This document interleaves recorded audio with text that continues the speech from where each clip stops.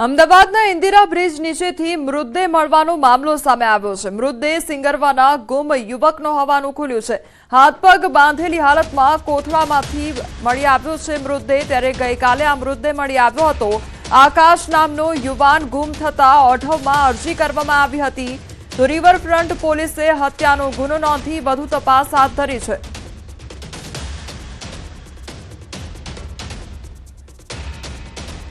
અમદાવાદમાં ધંધુકા જીઆઈડીસી ખાતે વિકરાળ આગની ઘટના બની છે। બાયોકોલના કાચા રો મટીરિયલમાં આગ લાગી હતી। તો 7.5 વીઘા જમીનમાં બાયોકોલનું કાચું મટીરિયલ હતું। તો 1500 ટન કાચો માલ આગમાં સ્વાહા થઈ ગયો છે। આગ બાજુમાં પડેલા કપાસના જથ્થામાં પણ પ્રસરી ગઈ હતી। કલાકોની જહેમત બાદ આગ પર કાબુ મેળવાયો છે।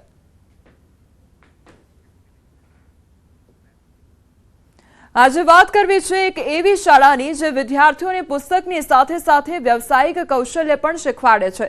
આ શાળાનો વિદ્યાર્થી પોતે માલ બનાવે, વેચે અને કમાણી પણ કરે છે। શાળાનો આ ઉદ્યોગ સાહસિકતા કાર્યક્રમ કલામ યુથ સેન્ટર દ્વારા ચલાવવામાં આવી રહ્યો છે, જેમાં બાળકોને ટી-શર્ટ પ્રિન્ટિંગ અને લેસર કટિંગ જેવી ટેકનિક સાથે કામ કરવાની તક મળે છે। બાળકો જાતે વસ્તુઓ ડિઝાઇન કરે છે અને બનાવે છે અને પછી તેને વેચે પણ છે। આ કાર્યક્રમનો મુખ્ય ઉદ્દેશ્ય 14 વર્ષથી ઓછી ઉંમરના બાળકોને આત્મનિર્ભર બનાવવાનો છે। આ રીતે ડોક્ટર કલામ ઇનોવેટિવ સ્કૂલે બાળકોને આત્મનિર્ભર બનાવ્યા છે તેમજ વાસ્તવિક દુનિયાના અનુભવો શીખવાડ્યા છે। भी स्कूल में ऐसी प्रवृत्ति नहीं होती। इस स्कूल में हर साल 4 से 5 अंतर्राष्ट्रीय कक्षा की नवीनतम प्रवृत्ति होती है और उसमें सभी विद्यार्थियों को अवनवी तक दी जाती है। हम लोग लेजर कटिंग मशीन से वुडन आर्टिकल्स बनाते हैं, सब्लिमेशन मशीन से T shirt printing, mug printing and बोतल प्रिंटिंग करते हैं। 4 या 5 महीनों से ये कॉन्सेप्ट चल रहा है। बच्चे B2C और B2B मार्केट में अपनी प्रोडक्ट सेल कर चुके हैं।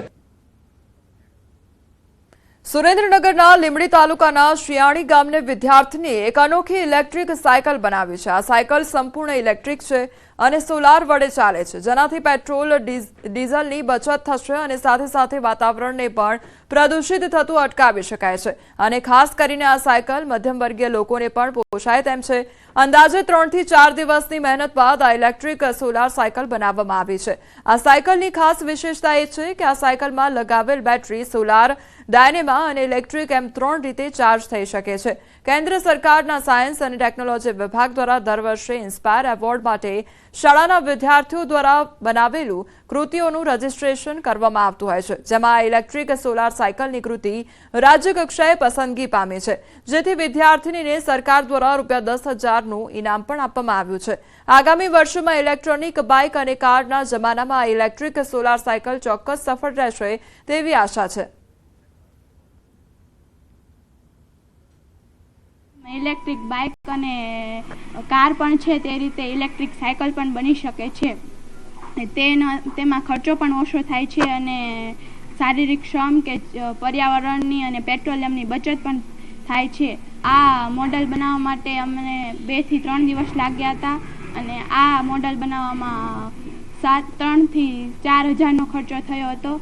આ સાયકલમાં જે બેટરી છે એ સોલાર દ્વારા, ડાયનેમા દ્વારા અને ઇલેક્ટ્રિક રીતે ત્રણેય રીતે ચાર્જિંગ થઈ શકે છે અને કદાચ ચાર્જિંગ ન હોય તો પેડલ દ્વારા પણ આ સાયકલ સોલારથી ચાલે છે, એટલે હાલના સમયમાં જે પેટ્રોલ ડીઝલ જેવી વસ્તુનો બચાવ થઈ શકે છે અને ખૂબ સરળતાથી ઓછા ખર્ચે આ કૃતિ તૈયાર કરી શકાય। વડોદરા શહેરમાં ફરી એકવાર હિટ એન્ડ રનનો બનાવ બન્યો છે। ખિસકોલી સર્કલ પાસે મોડી રાતની આ ઘટના સામે આવી છે। ખાનગી ટ્રાવેલ્સના ચાલકે બાઇક સવારને અડફેટે લીધો હોવાની ઘટના બની છે। ટ્રાવેલ્સ ચાલકે રોંગ સાઇડ યુ-ટર્ન મારતા અકસ્માત સર્જાયો। તો અકસ્માતની ઘટનાના સીસીટીવી ફૂટેજ પણ સામે આવ્યા છે। અકસ્માત બાદ બાઇક સવાર રોડ પર પછડાતો નજરે પડ્યો છે। ખાનગી ટ્રાવેલ્સનો ડ્રાઈવર અકસ્માત સર્જી બસ મૂકી ત્યાંથી ફરાર થઈ ગયો છે। બાઇક સવારનું સારવાર દરમિયાન મોત નીપજ્યું છે। તો બાઇક સવાર યુવક મિકેનિકલ એન્જિનિયરિંગનો વિદ્યાર્થી હતો। અટલાદરા પોલીસે ગુનો નોંધી વધુ તપાસ હાથ ધરી છે।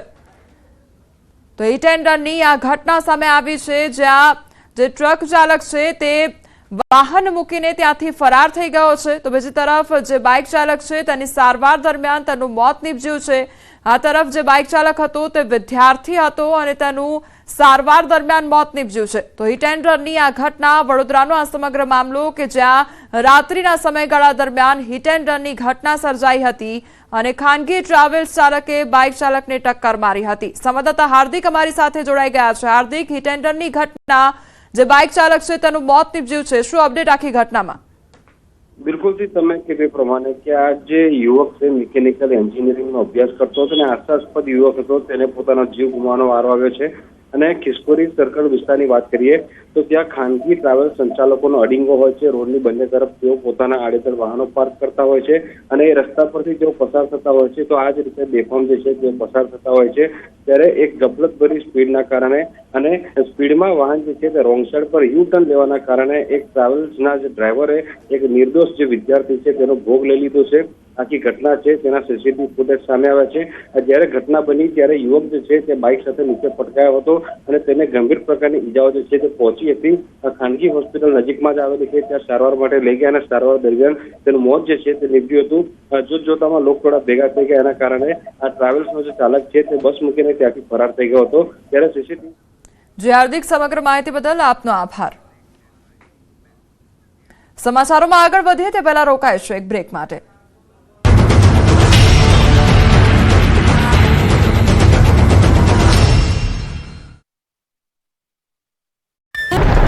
ગુજરાતના ખેડૂતો માથે ફરી એક વખત આફતના એંધાણ છે. હવામાન વિભાગે ગુજરાતમાં 6 દિવસ માવઠાની આગાહી કરી છે. ભર ઉનાળે ગુજરાતના ઘણા ભાગોમાં ધોધમાર માવઠું થઈ શકે છે. હવામાન વિભાગના મતે આજથી 8મી મે સુધી અલગ અલગ ભાગોમાં વરસાદની આગાહી છે. તેજ પવન, વીજળીના કડાકા ભડાકા સાથે ઘણા ભાગોમાં માવઠું થઈ શકે છે.